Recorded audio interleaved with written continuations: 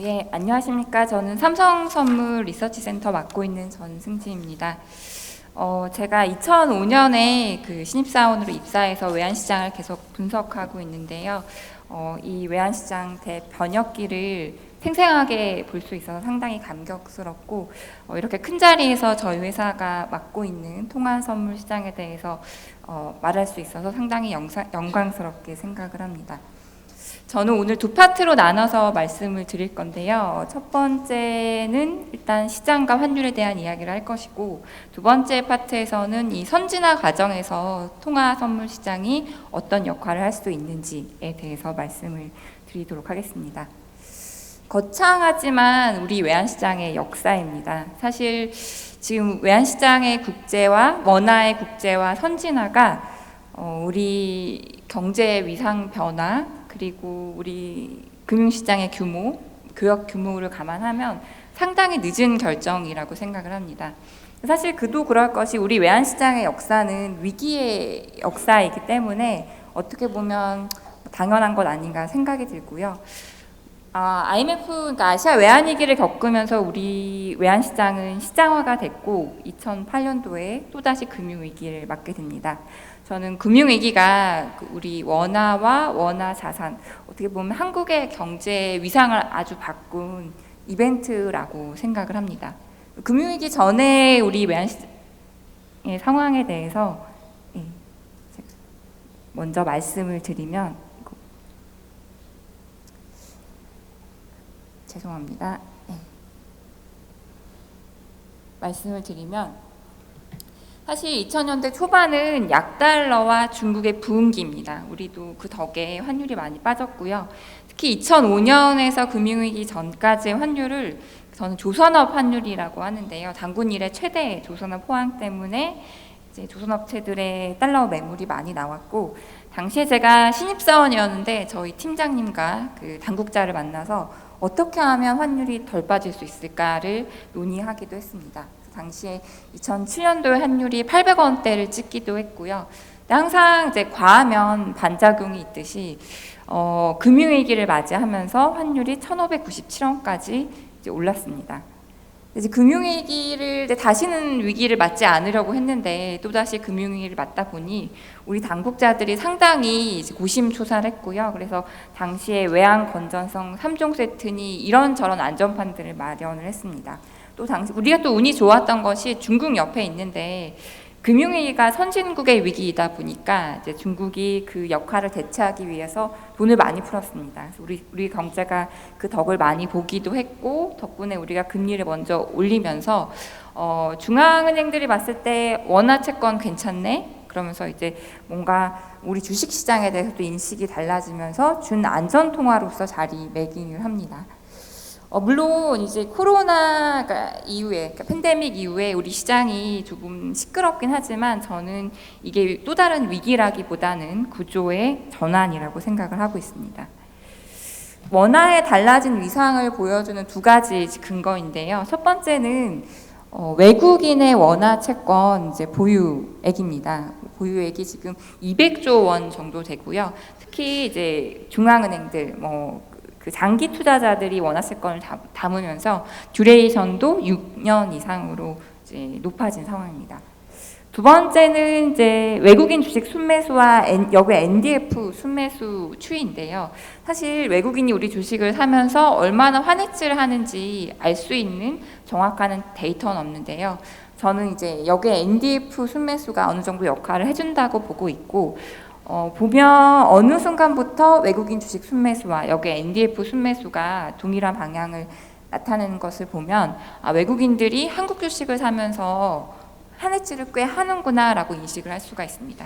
그러니까 과거에는 한국 주식시장은 ATM기, 그러니까 그냥 샀다 팔았다 하고 통화와 주식시장을 같이 투자하는 시장으로 봤다면, 이제 한국 주식시장에 대해서 자산으로 인식을 하면서 주식을 보유하고 환을 관리하는 그런 행태로 변화하고 있다라고 보고 있습니다. 다음은 이제 최근에 환율이 워낙 많이 움직여서 이제 관심들이 있으실 것 같아서 최근 환율의 상황에 대해서 내용을 좀 넣어봤습니다. 여기 보시면 이제 뉴 노멀의 단계에 진입했다라고 보고 있는데요. 사실 여기 보시면 지난 10년간 우리 달러원 환율은 1,050, 1,200원 사이에 갇혀 있었습니다. 사실 제가 이제 만나는 그런 기업들, 수출업체들, 수입업체들 보면 뭐 지난 10년간 환해지를 뭐하러 하냐, 그냥 1,050에 사서 1,200원에 팔면 되는데 이렇게 쉬운데 라고 이제 말씀을 하시는 분들도 많이 있었습니다. 그럴 수 있던 것이 아시다시피 이제 반도체의 초호황이었고요. 또 유가도 워낙 낮은 수준을 유지하다 보니까 나라에 달러가 많이 들어왔습니다. 근데 사실 들어온 달러만 봤으면 환율이 많이 빠졌어야 될 건데 어떻게 보면 이제 우리 수준이 높아져서 그러니까 국민소득 3만 불 시대에 진입하면서 해외 자산, 해외 서비스, 해외 재화에 대한 수요가 엄청나게 많아졌습니다. 그러면서 나가는 달러도 많아지면서 수급이 균형 잡혀 있는 상황이 지난 10년간의 모습이라고 보시면 됩니다. 근데 이제 팬데믹 이후에 우리 어떻게 보면 이제 펀더멘털적으로 원하는 구조가 조금 변하고 있습니다. 일단 팬데믹 이후에 그 반세계화 그리고 공급망의 재편이 결국 우리가 세계화의 최대 수혜국이었는데 이제 더 이상 그 정도 수혜는 받지 못하는 상황이고요.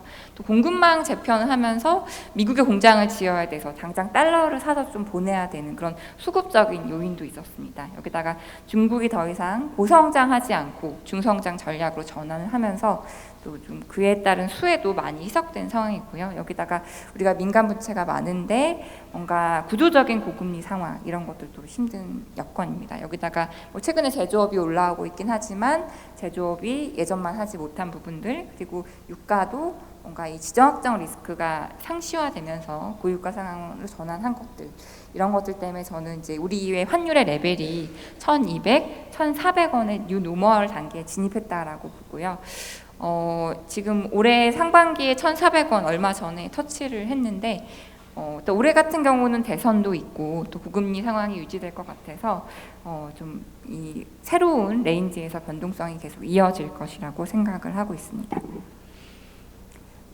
이제 좀 우리 외환시장과 통합파생 상품의 역할에 대해서 말씀을 드릴 건데요.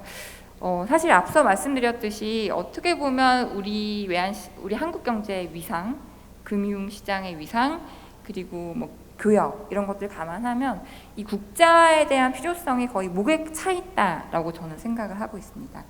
왼쪽이 제목이 다 지워졌네요. 그 전 세계 그 외환 시장에서 우리 원화 시장의 그 비중인데 한 2% 정도로 일단 금융위기 이후에 계속 가고 있습니다. 그러니까 우리 앞서 말씀드렸듯이 금융위기 이후에 우리는 실물적으로 많이 변화했는데 우리 외환시장은 장외 외환시장은 별로 변화하지 못했다라는 것을 의미합니다. 그런 부분들을 이제 NDF 시장에 보여주거든요. 보시면 이제 NDF 시장은 거래 규모가 계속 늘어나가지고 16년도 이후로는 물론 이제 현물한 거래량과 여기 NDF 거래량 비교했을 때 NDF 거래가 더 활발하게 나타나고 있습니다. 그러니까 뭔가 우리 시장에서 소화가 안 되는 부분들이 여기에 NDF 시장에서 소화가 되고 있고 한국 원화 NDF 시장이 전 세계 1위를 차지를 하고 있습니다. 그래서 결국 이제 우리 정부가 외환 당국이 외환시장 구조 개선을 발표를 했고요. 이 내용들은 뭐 이미 좀 많이 나와 있으니 제가 간략하게 말씀드리도록 하겠습니다. 세 가지 정책 과제는 이제 우리가 해나가야 될 문제들, 두 가지 부분은 이 정책을 수행하면서 이제 어떻게 보완할지에 대한 내용입니다. 세 가지만 간단히 말씀을 드리면 첫 번째는 역외 거래자들에게 원화 시장에 우리 외환 시장에 직접 참여할 수 있도록 돕는 것이고요. 두 번째로는 이제 그냥 거래 시장을 연장하는 것. 이제 2시까지 연장을 하기로 했고요. 세 번째로는 전산화라고, 사실 이 전산화라는 것이 금융시장뿐만 아니라 모든 분야에서 이제 그 대입을 할 수 있는 것인데 우리 외환시장도 이제 선진 수준의 인프라를 구축해서 전산화하는 것을 목표로 하고 있습니다. 어쨌든 이번 발표가 중간 단계적인 이제 구조 개선이라고 생각을 하는데요. 두 가지인데 첫 번째는 역외 시장에서 이제 사실상 원화 차입이 아주 원활하지는 거의 사실상 쉽지 않을 것이라는 것 지금 상황에서는. 두 번째로는 이제 거래 시간이 다른 선진화된 통화들처럼 24시간이 아니라 2시까지라는 점입니다. 결국에는 이제 완벽한 국제화 선진화의 다가설 것이라고 생각을 하는데 일단 이제 단계적으로 진행을 할 계획입니다. 이제 통화 선물 시장은 사실은 이제 이 장외 시장, 장외 외환 시장이 더디게 성장하는 동안 이 통화 선물 시장은 저의 생각에는 이 글로벌한 흐름에 발맞춰서 빠르게 성장해 왔다라고 생각을 합니다. 앞서도 말씀하셨지만 작년 기준으로 우리 달러 선물 시장의 일평균 거래량이 44억 불 정도 되고요. 미결제 약정도 일평균 90억 불이 됩니다. 우리 현물한 시장 규모가 한 100억 불 정도 작년 일평균으로 되거든요. 그래서 적지 않은 규모라고 생각이 되고, 두 번째 이제 투자자별 이제 거래 비중을 보시면 사실은 외국인이 이 시장 확대를 많이 주도를 했습니다. 보시면 외국인이 14년도에 거의 20% 비중이었거든요. 근데 이제 거래 규모도 늘리고 비중도 늘리면서 거의 우리 외환 파생의 반 정도는 외국인이 거래하고 있다라고 생각하시면 될 것 같습니다. 투자자별로 좀 살펴보면은 이제 기관들 같은 경우는 사실 금융위기 전, 금융위기 부근까지만 하더라도 외환 달러 선물 시장에서 투신과 은행의 역할이 컸거든요. 그러니까 해외 펀드, 환해지라는 투신과 받아주는 은행의 비중이 컸는데, 사실은 펀드도 사실 잘 되지 않고 환해지 비율도 줄고 또 투신에서 이제 은행 쪽 장외 상품을 많이 거래하기 시작하면서 비중이 줄었습니다. 근데 기관들이 다시 좀 회복이 되고 있는 상황이고요. 개인들은 일단 다른 기관들의 다른 참가자들의 비중이 늘어나다 보니까 비중은 줄고 있고, 기타 법인, 일반 법인, 저희 보통 달러 선물을 이용하는 일반 법인들, 기타 법인들은 중견기업 정도 규모이거든요. 근데 만만하게 거래 규모와 비중을 늘리고 있다라고 보시면 됩니다. 사실 우리 달러 선물 시장은 이 글로벌한 금융시장의 구조 전환을 이미 많이 겪고 있다라고 생각이 되고요. 그 부분들을 저는 금융기관들의 역할 변화에서 확인할 수 있다라고 생각을 합니다. 앞서 말씀드렸듯이 과거 이제 금융기관들이 달러 선물을 거래하는 이유는 해외 펀드 관련한 환해지가 대부분이었고요. 달러 선물 매도를 하게 되고, 보통 은행은 이 해저들 투신의 거래 상대방 역할을 하게 됩니다. 사실 과거에는 이들의 역할이 다였는데 이제 뭔가 금융기관의 역할이 바뀌고 있습니다. 앞서 말씀드렸듯이 투신은 뭔가 좀 비중이 작아지고 있고요. 반면에 17년도 이후에 글로벌하게 금융 규제가 완화되고 글로벌한 유동성 확대 때문에 전체적으로 금융 투자에 대한 수요가 많아졌습니다. 우리 시장에서도 ETP, 그러니까 ETF, ETN의 거래가 활발하게 진행이 됐고, 특히 해외 ETP의 규모도 많이 늘어났습니다. 근데 보통 과거에는 환해지를 많이 했었거든요. 그러면 이 증권이 달러 선물 매도자가 됐어야 되는데 이제 환을 오픈하고 가는 규모가 많이 있습니다. 근데 이제 이 증권이 이 ETP를 운용하는 과정에서 실제로 해외 자산을 담지 않는 경우가 많기 때문에 오히려 달러 선물을 매수해야 되는, 그러니까 환 오픈 포지션을 이제 설정하기 위해서 달러 선물 매수자 역할을 하고 있습니다. 이러다 보니까 이제 그동안의 거래 상대방 역할을 했던 은행의 비중은 조금 축소되는 것은 사실입니다. 또 최근의 이슈는 최근에 다시 또 은행의 그래도 비중이 높아지고 있거든요. 최근의 이슈는 이제 인터넷 은행들이 무료 환전을 막 하고 있습니다. 시중 은행들로도 넘어가고 있는데 이들이 이제 무료 환전하는 과정에서 그 포지션 관리를 해야 되는데 그 포지션 관리를 달러 선물로 많이 하고 있습니다. 이유는 일단 은행 환전, 인터넷 은행들의 환전은 뭔가 전산화돼 있기 때문에 달러 선물이 장내 시장인 전산화되어 있는 달러 선물이 따라가기 쉬운 측면이 있고요. 또 거래 규모도 작기 때문에 달러 선물이 더 적합하다고 판단을 하고 있습니다. 그래서 저희 회사에서도 이게 뭔가 새로운 시장이다라고 생각을 하고 API 등 여러 가지 준비를 하고 있습니다. 다음 이제 말씀을 드리고 싶은 것은요, 이제 외국인의 역할에 대한 중요성인데요. 앞서 말씀드렸듯이 이제 외국인이 사실은 이 통화 선물 시장, 그러니까 2010년도 중반 이후에 통화 선물 시장 규모 확대에 주요한 역할을 했습니다. 결국은 이 글로벌한 금융 거래 확대를 외국인이 반영을 하고 있다라고 생각이 되고요. 그럼 외국인이 어떤 거래를 하느냐 보시면 이제 HFT, 그다음에 그냥 약간 투기적 거래, 방향성 거래, 해지 거래를 하고 있습니다. 근데 사실 외국인 거래의 80%는 HFT라고 보시면 될 것 같고요. 어떻게 보면 이게 외국인이 우리 선물 시장에 많이 들어와서 이게 뭐 투기 아니냐. 사실 근데 외국인의 역할이 확대된 게 통화 선물, 통화 파생뿐만 아니라, 그러니까 통화 선물뿐만 아니라 모든 선물 시장에서의 그 특징이거든요. 결국 외국인이 글로벌한 금융 시장의 환경 변화를 반영을 했고, 이들이 시장의 방향성을 주도하기보다는 뭔가 HFT나 이런 것들을 통해서 시장 효율화를 극대화시키고 있다라고 생각을 합니다. 그렇기 때문에 이 선진화 과정에서 이 파생 시장의 또 역할을 하려면 외국인에게 많이 외국인의 그 거래 편의성을 제공을 하면서 시장 효율성, 외연의 확대를 좀 도울 수 있다면 좋겠다라는 생각을 하고 있습니다. 마지막으로 이제 외환시장 선진화 과정에서 이 우리 통화선물 시장의 역할에 대해서 정리를 해보도록 하겠습니다. 어떻게 보면 이제 장내 시장이 선진화하고 있지 못한 것들을 저는 이 장내 파생 상품, 그 통화 선물 시장이 선도하고 있었다라고 생각을 합니다. 그래서 우리 선진화되는 과정에서 이런저런 그 이야기들을 우리 그 장외 시장이 참고할 수 있다라고 생각이 되고요.